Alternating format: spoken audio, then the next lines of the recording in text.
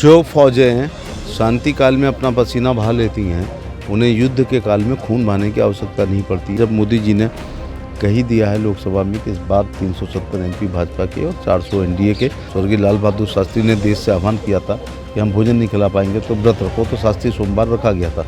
मेरे पिताजी भी रखते थे। वो चुनाव का आगाज़ हो गया है और भारतीय जनता पार्टी भी पूरी दमखम से अपना जो दिखाने लगी है। आज हमारे साथ हैं राज्य स्वास्थ्य केंद्रीय मंत्री एसपी सिंह बघेल जी। आइए उनसे बात करेंगे कि किस तरह की तैयारियां देखने को मिल रही हैं। सर, लोकसभा चुनाव में जैसे भारतीय जनता पार्टी की किस तरह की तैयारियां देखने को मिल रही हैं?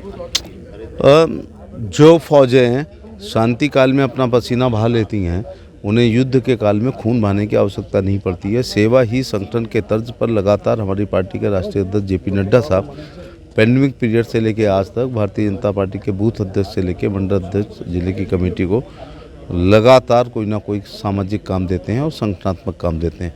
तो संगठनात्मक दृष्टिकोण से हम लोग 5 साल बिजी रहे हैं और केंद्र सरकार की जो योजनाएं आती हैं उनको लाभार्थियों को लाभ पहुंच सके और उसका साहित्य कैसे बता सकें, उनको लाभ मिले कैसे, और उनके सम्मेलन और राज्य सरकार की योजनाएं और संगठन के इन सब के आधार पर और मोदी जी के व्यक्तित्व और कृतित्व को लेकर और लाभार्थी अगर भारतीय जनता पार्टी को वोट दे दें तो भारतीय जनता पार्टी की पूर्ण बहुमत की सरकार बनेगी। जब मोदी जी ने कही दिया है लोकसभा में कि इस बार 370 एमपी भाजपा के और 400 एनडीए के, तो अब हम सब लोग प्राण से अपनी सीट को भी निकालने के लिए और अगर हमारा योगदान किसी को जिताने में होता है तो उसके लिए करने को तैयार हैं। क्योंकि अब ये आने वाले 10 साल मैं तो लोगों से कहता हूं कि दलगत राजनीति से थोड़ा से ऊपर उठ करके, और अगर ये 10 साल हम राजनीतिक मतभेद भुला दें तो भारत विश्व गुरु बन जाएगा, विकसित राष्ट्र बन जाएगा, नंबर 1 इकोनॉमी हो जाएगा और हम सुपर पावर हो जाएंगे। फिर आने वाली पीढ़ियों को बहुत आराम हो जाएगा। सर, भारत रत्न की जो विपक्ष है आरोप लगा रहा है, जिस तरह से कहा जा रहा है कि समीकरण साधने की, लोकसभा समीकरण साधने की बात कह रहा है, उसको लेकर ऐसा कह करके उन महापुरुषों का ये अपमान हो रहा है।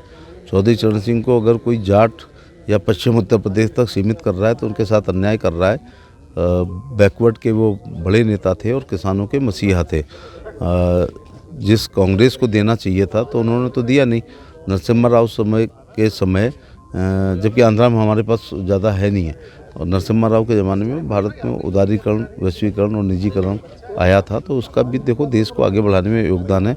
और स्वामीनाथन जी ने हरित क्रांति पैदा की और हरित क्रांति से पहले हमारे पास 2 वर्ग खाने को अनाज नहीं होता था। हमारे ही एक राष्ट्रपति स्वर्गीय लाल बहादुर शास्त्री ने देश से आह्वान किया था कि हम भोजन नहीं खिला पाएंगे तो व्रत रखो, तो शास्त्री सोमवार रखा गया था। मेरे पिताजी भी रखते थे। तो ये इन लोगों के भारत रत्न की आलोचना करना देश के किसानों का, देश के पिछड़ों का एक बहुत बड़ा अपमान है। सर, किसान जो आंदोलन हो रहा है, दिल्ली में किसान पहुंच रहे हैं, उसको लेकर के कहेंगे?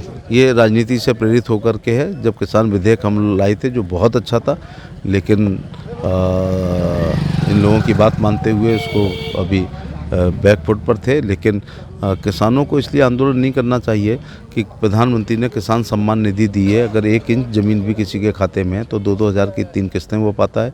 ड्रिप इरीगेशन में 90% सब्सिडी है, स्प्रिंकलर इरीगेशन में 90% सब्सिडी है, नैनो यूरिया पे, फर्टिलाइज़र पे बहुत बड़ी सब्सिडी है।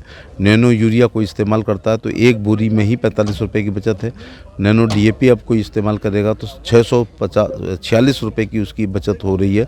इस प्रकार से किसान सम्मान निधि कश्मीर से लेकर कन्याकुमारी तक आ रही है और अब तक 12 करोड़ लोगों को हम लोग 15वीं किस्त दे चुके हैं। तो ज़मीन में अगर नहीं भी कुछ होता है तो भी 6,000 रुपये साल उनको मिलता है। तो किसानों की ऐसी 50 किसानों की आय दुगनी करने के लिए पशुपालन, मछली पालन, मुर्गी पालन, मधुमक्खी पालन, जैविक खेती, प्राकृतिक खेती, ड्रिप इरीगेशन, स्प्रिंकलर इरीगेशन, औषधि खेती, फूलों की खेती, फलों की खेती, वर्मी कंपोस्ट, इन चीज़ों को बढ़ावा देकर हम लोग किसानों की इनकम को दुगना करने का प्रयास कर रहे हैं। राहुल गांधी की यात्रा को डाइवर्जन कर दिया गया है, उसको लेकर जब भीड़ नहीं होती है तो बहाने बनाए जाते हैं। नॉर्मन होगा ना राधा नाचेगी वाली बात पर होगा कि ये परीक्षाओं का बहाना बनाया जा रहा है। इनफैक्ट में उनको रिस्पॉन्स नहीं मिल रहा है। तो ये हमारे साथ थे राज्य केंद्रीय मंत्री एसपी सिंह बघेल। उन्होंने बताया कि जिस तरह से लोकसभा चुनाव में भारतीय जनता पार्टी अब की बार 400 पार का एक नारा है, वो सीधे सीधे देखने को मिल रहा है और वो यहाँ तक है जिस तरह से देखा जा रहा है कि वो पूरा होता हुआ नज़र आ रहा है। आगरा से गोपाल शर्मा, TV9 भारतवर्ष।